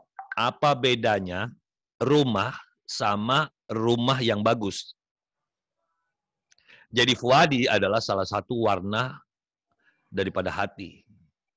Nah, saya kembali dulu karena yang mau saya minta jawaban tadi adalah tolong bedakan antara hati yang masih bolak-balik naik turun dengan jiwa yang naik turun. Ya, nah, begitu dulu. Baik, sekarang saya akan jelaskan apa yang saya sampaikan tadi. Begini, hati yang naik turun karena hati itu sendiri adalah qalb. Qalb yang dimaksud adalah begini, karena biar kita tidak salah, silakan untuk sementara kalau Anda sepakat pakai, tidak sepakat paksa diri Anda untuk sepakat. Karena kita sedang mendalami sebuah ilmu. Karena boleh jadi hari ini Anda belum sepakat, tapi setelah mengikuti perkuliahan, baru Anda bilang, oh iya ya benar. Ah, gitu ya. Jadi untuk sementara seperti itu. Karena tidak lengkap dulu data kita. Jadi memahamkan diri kepada hakikat hipnosis Al-Quran harus memahami ilmu subconscious. Karena yang belajar Al-Quran itu subconscious dan conscious. Tapi kalau kita tidak mempelajarinya, kita tidak paham. Karena ini berbicara tentang kesadaran. Sementara kita jarang sekali mendalami ilmu tentang kesadaran. Ya, jadi mohon maaf nih. Saya gambarkan dulu. Sebenarnya apa itu hati? Saya ulangi lagi. Para kiai yang dirahmati Allah, tolong ini di kelas saya sudah ulang-ulang beberapa kali teori ini, tapi karena berganti-ganti peserta, saya takut ada yang tidak dapat. Karena kapan kita maju terus, agak repot memahami kalau dasar ini tidak ada. Karena dalam ilmu paham, kalau memasuki paham B, kita harus memahami dulu paham A, maka ketika paham A dan ketika paham A itu tidak kita kuasai, kita mempelajari, mau mencari paham B, tidak akan bisa dapat. Apalagi, ya ini saya kasih instruksi ilustrasinya. Misalnya ini adalah paham-paham. Ya, beginilah dasarnya ilmu belajar. Ini A, B, C, D, E, F, G. Makanya kenapa Islam disuruh masuk secara kafah. Misalnya kafah itu adalah E to Z. Dari A sampai Z itu kafah. Semuanya sudah masuk. Tidak kafah kacau. Nah, ilmu faham itu kayak begini prosesnya. Kalau kita pengen paham untuk urusan C, maka jangan biarkan diri Anda tidak paham B dan A. Karena untuk memahami C, kita harus bawa A, B. Memahami B, kita harus bawa A. Memahami A, kita harus pahami niat. Memahami D, kita harus bawa ABC. Ini mohon maaf ya, terpaksa saya harus ini jabarkan karena ini dasar, ilmu dasar.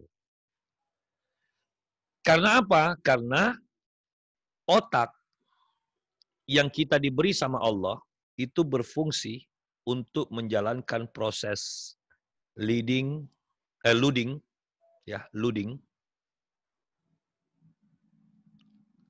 terhadap data.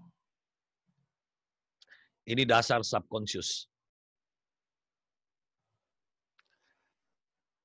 Data ini kalau masuk, itu harus ada syaratnya. Jangan asal kasih masuk data di kepala kita. Karena berjalannya ini, ya, berdasarkan ilmu neurologi, inilah yang disebut sebagai korteks. Saya harus ulang lagi. Korteks itu adalah peristiwa berjalannya proses loading data di kepala manusia. Makanya, kenapa dalam Islam yang namanya belajar itu wajib. terutama belajar Al-Quran dan hadis. Jadi belajar adalah memasukkan data. Belajar adalah peristiwa memasukkan data. Kalau dalam ilmu komputer, menginstal. Karena kalau tidak ada data, maka ketika loading bekerja, tidak ada yang dia olah. Mohon maaf, ini sudah adzan soalnya. Ya, saya tambah dikit biar tidak setengah. Jadi data ketika masuk, barulah bisa diolah. Nah, proses mengolah data ini disebut loading. Atau dalam bahasa neurologi disebut kortek. Kortek berjalan berdasarkan syarat. Syaratnya apa? Syaratnya adalah paham. Kapan data dimasukkan ke otak tidak dipahami, maka loading akan sia-sia.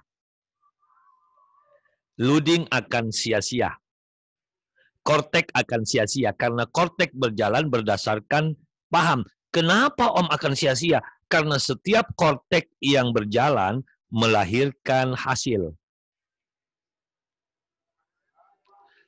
Setiap masak melahirkan masakan. Masa adalah peristiwa loading. Masa adalah korteks. Maka sia-sialah kita masak kalau kita tidak tahu apa itu garam, apa itu asam, apa itu ketumbar, apa merica, apa bawang putih. Apa rasanya. Kalau dicampur semua apa yang terjadi. Kalau tidak percaya, coba anak-anak kecil suruh masak. Dia tidak tahu garam itu apa, merica itu apa. Dikasih masuk semua di dalam kompor. Apa yang terjadi? Kiai, hasilnya masakan yang berantakan. Karena setiap masak pasti menghasilkan masakan. Makanya dalam Islam ada ayat yang menjelaskan tentang tidak ada satu perbuatan yang tidak ada ganjarannya. Nah, ini harus dipahami dulu dalam ilmu hipnosis Quran. Saya lanjutkan ya, saya lanjutkan. Jadi, setiap berpikir melahirkan hasil. Hasil ini secara neurologi disebut sistem limbik.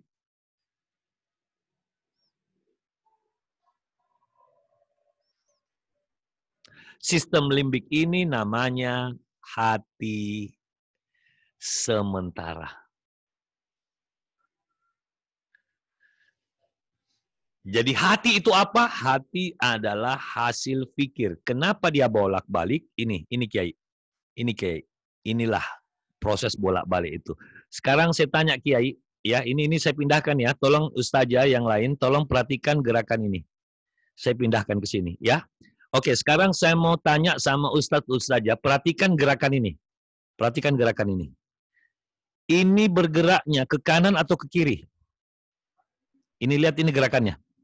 Ini gerakannya ke kanan atau ke kiri, ya? Tolong dijawab, saya buka dulu mic-nya. Sebentar ya, saya mau tanya. Silakan dijawab. Itu ke kanan atau ke kiri? Silakan Kiai Solihin. Ke kanan dan ke kiri. Ke kanan dan ke kiri. Ada lagi? Ke kanan. Ke kanan. Ada lagi? Kalau atas ke kanan, kalau bawah ke kiri ya? Ya. Jadi prinsipnya berarti Kiai Solihin dan Kiai Salahuddin itu sudah mengikuti perkuliahan sebelumnya karena itu kita bahas. Ya. Jadi sebenarnya perhatikan gerakan ini. Gerakan ini kalau kita kurang data, kita selalu menganggapnya ini adalah ke kanan. Padahal ini bukan ke kanan. Inilah yang disebut dengan kolbun. Bolak-balik. Ini bolak sampai ke sini. Ini balik sampai ke sini. Jadi kalau dibilang ini ke kanan, tidak tepat. Ini ke kanan, yang dibawa ke kiri. Betul? Ini kan ke kanan namanya. Kalau ini kemana nih? Ke kiri kan? Jadi inilah yang disebut dengan bolak-balik. Jadi inilah penafsiran saya tentang hati. Jadi hati adalah proses loading. Jadi hati apakah perlu dia bolak-balik? Pada awalnya. Hati itu harus bolak-balik. Tapi hati kalau sudah pernah bolak-balik, jangan bolak-balik lagi. Saya kasih contoh. Saya kasih contoh ya. Saya kasih contoh. Tolong Anda jawab pertanyaan saya. Ya. Pertama saya tanya sama Kiai Nur. Mohon maaf nih, ya, hanya sekedar iseng-iseng. Ya. Ya, saya buka mic-nya sini, enggak usah dibuka di sana. Saya buka di sini. Oh, ternyata di sana belum dibuka. Buka aja dulu situ, Kiai. Siap. Ya. Siap. Oke, sekarang saya tanya sama Kiai Nur. Kiai, 3 tambah 3 berapa, Kiai? 6. 6. Kiai, 3 kali 3 berapa, Kiai? 9, insyaallah. Oke, sekarang saya mau tanya yang ketiga. Tolong bedakan pertanyaan 1, 2, dan 3. Pertanyaan ketiga, dengarkan. 27 tambah 4 kurang 9 pangkat 2 kali 7. Berapa, Kiai? Wah, harus pakai rata-rata. Jadi pertanyaan pertama dan kedua tidak perlu lagi hati bolak-balik. Karena sudah menjadi jiwa. Oke? Tetapi pertanyaan ketiga, hati harus bolak-balik karena kita belum ada jiwanya. Sudah mulai kelihatan ya mana perbedaan hati dengan jiwa. Oke, sekarang saya kembali pada pembahasan. Kapankah hati itu bolak-balik ketika sesuatu belum dipahami? Atau kita sedang belajar. Benar gak ya, benar gak ya, benar gak ya, benar gak ya. Makanya kenapa, perhatikan ini gerakannya. Kenapa Islam disuruh masuk secara kafah? Karena Islam itu turun ketika kita sudah kafah, tidak perlu lagi pakai hati. Karena sudah langsung pindah ke sami'na wa atokna. Jadi ketika kita sudah sempurna ilmu Islamnya, tidak usah pakai hati, tapi pakai iman. Dan pakai takwa. Sudahlah sami'na wa atokna. Kalau Allah bilang ikuti Rasul, Rasul bilang ikuti ulama, ulama bilang lockdown di rumah saja, sami'na wa atokna. Jangan sami'na wa tololna. Sudah dibilang ulama sudah bermajelis mengeluarkan fatwa, jangan dilawan. Sami'na wa atokna. Yang melawan itu masih pakai hati untuk urusan dengan Tuhannya. Jadi di mana keimanan kita? Di mana ketakwaan kita? Saya lanjutkan. Jadi, ketika hati ini yang merupakan hasil limbek, dia merupakan sementara. Ada hati sementara, ada hati yang sudah tetap. Hati tetap tadi, itu tadi yang Kiai Nur sampaikan. Pertanyaan pertama, kedua, itu hati tetapnya sudah menjawab. 3 tambah 3 berapa, Kiai? 6. Oh, langsung tegas. 3 kali 3 berapa, Kiai? 9. Tegas. Begitu saya bilang 27 kali 4 pangkat 2 kurang 1 dikali 9, kita bilang, oh ampun. Karena kita belum punya hati yang tetap untuk itu. Harus kembali kepada hati yang bolak-balik. Kita bolak-balik di sini cari rumus. Bolak-balik cari rumus. Berapa ya, berapa ya, berapa ya, berapa ya, ini. Ini. Nah ternyata hati yang sementara ketika kita amalkan, kita aktualisasikan, ya, aktualisasikan. Dia masuk lagi sebagai data. Lalu kawin lagi dengan data yang tadi, setiap detik dia melahirkan hasil. Setiap detik dia melahirkan hasil, hasil diamalkan ini terekam oleh malaikat pencatat, dia masuk lagi. Akhirnya berkumpullah data-data yang sudah kita amalkan. Inilah yang saya sebut sebagai hati yang sudah tetap. Hati tetap. Hati tetap itu harus kita rubah namanya menjadi jiwa. Jadi jiwa ini adalah hati yang sudah tetap. Ini berubah menjadi nafs. Jadi nafs itu adalah jiwa. Jiwa itulah adalah hati yang sudah menggumpal. Ketika masih qalb, dia masih hati. Ketika sudah menjadi hati tetap, dia menjadi nafs. Jadi nafs itu adalah pilihan hidup. Keputusan hidup. Nanti tolong kuliah mendatang kita tidak akan memulai kuliah sebelum menjabarkan dulu kenapa kalau gitu Pak Bagus ada 3 nafs di dalam diri sebagai potensi. Ini harus kita jelaskan dulu baru bisa dilanjutkan. Dan ingatkan saya minggu depan, tolong mungkin saya bisa titip sama Kiai Solihin sama Kiai Nur, ingatkan saya ini, kita start kuliah dengan ini. Yang kedua, Om Bagus tolong jelaskan data laduni. Karena kita tidak bisa lanjutkan kalau ini tidak dibahas dulu. Ya karena ini sudah duhur, silahkan ingatkan saya perkuliahan kedua nantinya di online, perkuliahan ketiga berarti ya, perkuliahan ketiga secara online, ingatkan saya untuk menjabarkan dulu teori 3 nafsu, dan yang kedua dasar pemahaman kita terhadap data laduni. Karena kalau itu tidak dibahas, tidak bisa kita tembus masuk ke mata kuliah hipnosis Quran. Karena basicnya tidak kuat, Kiai. Bukan basic, artinya ketakwaan kita, iman kita, bukan. Basic dasar pemahaman. Kan tadi saya sudah katakan ini teori pemahamannya, tolong perhatikan. Kita tidak bisa masuk ke A kalau pemahaman niat kita salah. Tapi kalau kita belajar A, tolong niatnya yang benar. Setelah niatnya benar, kita dapat A dibawa masuk untuk mempelajari B.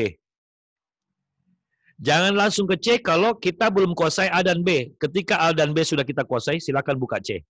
Beginilah teori belajar yang benar. Ini yang namanya makrifat. Karena kalau kita setengah-setengah ini semua, tiba-tiba kita pingin ke Z, itu orang gila. Itu orang gila. Gitu.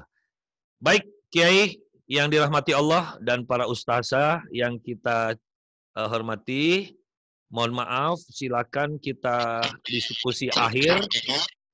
Kali-kali ada yang mau ditanyakan sebelum kita tutup perkuliahan. Betul, Pak Bagus. Siap, ini siapa gerangan? Siapa gerangan itu yang berbicara? Oh, Pak silakan. Rozi. Karena ini gambarnya hilang, Kiai. Sebentar, saya off-kan dulu. Sebentar, Kiai. Sebentar, Kiai. Silakan, Kiai Farul Rozi. Silakan. Ya? Sekarang enggak, sekarang sudah ada. Silakan. Ya. Ya, Pak Bagus. Siap. Apa yang di awal pembicaraan usulan Pak Solihin, yang kalau bisa ini walaupun di luar kota ada semacam pemberian materi lah tambahan. Siap. Untuk pencerahan kita ke depan. Siap, Kiai. Siap, Kiai. Cuman jujur ini saya ketambahan pekerjaan karena kemarin saudara-saudara kita di MUI Jakarta Pusat itu ngundang saya untuk menyampaikan muzakarah. Ternyata yang terjadi sama kasusnya dengan kita di Jakarta Selatan. Waktu kita di kantor wali kota kemarin, ujung-ujungnya berbuahlah kuliah ini. Jadi di MUI itu ada PDU yang merupakan PDKU, Pendidikan Dasar Kader Ulama. Setelah itu lulus, baru mereka lanjut, D-nya hilang menjadi PKU, Pendidikan Kader Ulama. Tapi ternyata karena kita ini gila belajar, itu ciri khas orang beriman, terpaksa dibuat lagi satu level S3. Hilang K-nya, namanya PU, Pendidikan Ulama. Jadi ada PDKU, ada PKU, ada PU. Nah PU ini kayak-kayaknya inilah yang kita ikuti sekarang. Dan itu mereka minta juga. Jadi saya ini bertumpuk kelas. Jadi mereka minta juga kuliah seperti kita. Mereka cemburu. Loh kok Jakarta Selatan saja, Om? Kita juga. Mereka langsung rapat itu minta dari kiai-kiai mereka. Kiai-kiai mereka itu meminta kepada saya, udah Pak Bagus minta maaf ini Om, kita juga harus bikin. Saya bilang, waduh ini gawat ini. Kalau kota yang lain dengar, sudah deh. Jadi begini Kiai, insya Allah akan saya utamakan karena saya kemarin alasannya simpel. Kenapa di MUI Jakarta Selatan saya buka? Harapan saya itu angkatan pertama. Dan untuk selanjutnya karena ini adalah produk Jakarta Selatan, Nanti bagi yang ingin bergabung silakan di Jakarta Selatan, atau kita bikin angkatan kedua di Jakarta Selatan. Silakan kiai-kiai yang dari sana gabung. Karena kalau saya yang keliling 5 kota, waduh, ini ya PR gitu. Jadi insya Allah Kiai, nanti saya akan upayakan kalau bisa kita seminggu 2 kali. Ya gitu, seminggu 2 kali. Karena kita sudah masuk ke hal yang serius ini. Demikian, ada lagi kira-kira masukan? Jazakumullah khair, Pak Bagus. Sama-sama Kiai. Syukron, sama-sama. Ada Kiai Nur, silakan Kiai Nur. Kalau memang permintaan nanti tiap kota ada Pak Bagus, layanin aja by online seperti ini. Kalau online sih enak. Iya. Gitu loh. Dari 5 kota dan 1 kabupaten bisa ikut semua Pak Bagus. Kalau saya biar enak, kalau dia tiap kota harinya beda, maka mereka belajarnya lama. Kalau mau enak, tiap kota gabung jadi 1 kali online, ya. Bisa pertemuan 2 kali seminggu.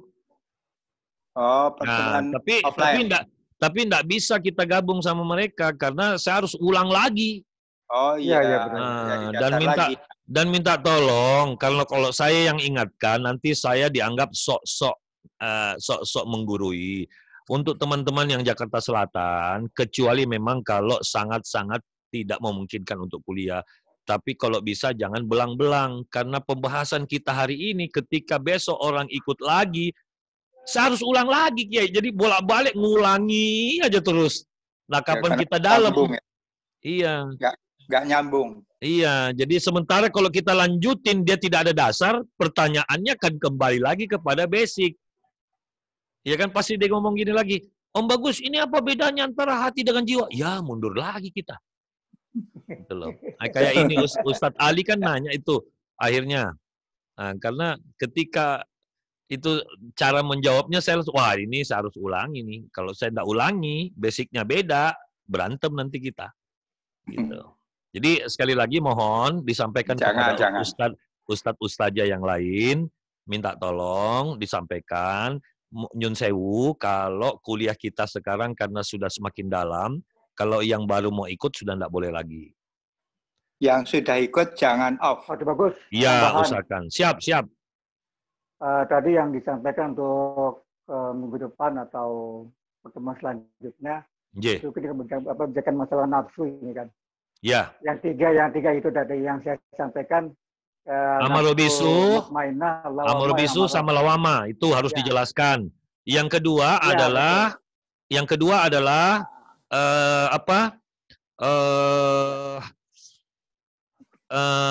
data laduni.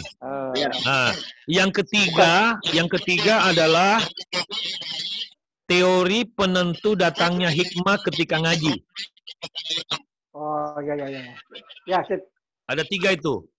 Teori penentu datangnya hikmah ketika kita ngaji.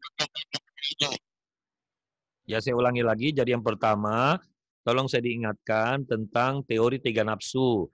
Mutmainnah, amaro bisu, dan lawama. Terus yang kedua, ingatkan saya, Om Bagus harus menjelaskan teori tentang data laduni. Nah, yang ketiga, Om Bagus harus menjelaskan ulang tentang teori penentu datangnya hikmah ketika kita ngaji. Ya, alhamdulillah. Baik, Ustadz-Ustadzah yang dirahmati Allah, mari kita tutup perkuliahan kita hari ini dengan hamdalah, alhamdulillahirabbil alamin. Dan mensyukuri nikmat yang Allah berikan dengan membaca doa penutup kafaratul majelis. Subhanakallahumma wa bihamdika asyhadu an la ilaha illa anta astaghfiruka wa atubu ilaik. Amin. Wabillahi taufik wa hidayah. Assalamualaikum warahmatullahi wabarakatuh. Waalaikumsalam warahmatullahi wabarakatuh. Semoga Allah paling mantap dan barokah. Syukran. Ini saya